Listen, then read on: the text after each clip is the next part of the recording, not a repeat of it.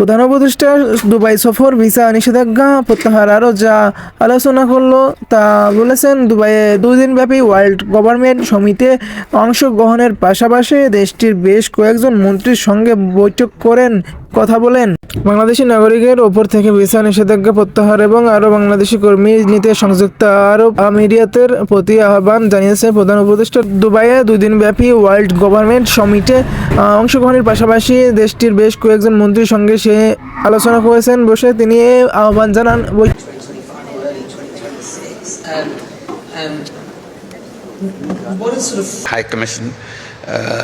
High Commissioner for Human Rights published just a report on Bangladesh, documenting everything I just said about the killing, about the Bangladeshi নাগরিকের ওপর visa নিষেধাজ্ঞা, ব্যবসা বাণিজ্য সম্প্রসারণ, বাংলাদেশের চট্টগ্রাম বন্দরে সংযুক্ত আরব আমিরাতের ব্যবসায়িক বিনিয়োগের পরিকল্পনা এবং ক্রীড়া ও শিক্ষা সম্পর্ক জোরদার সহ পারস্পরিক স্বার্থ সংশ্লিষ্ট বিষয়গুলো নিয়ে আলোচনা করা হয়েছে।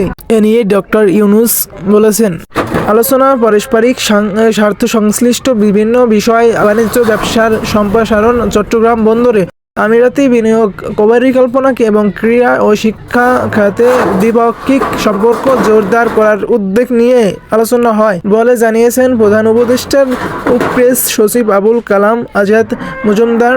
তিনি জানান, আমিরাতি কোম্পানিগুলো তাদের কারখানা বাংলাদেশ স্থানান্তরের আহ্বান জানান প্রধান উপদেষ্টা মোহাম্মদ ইউনূস।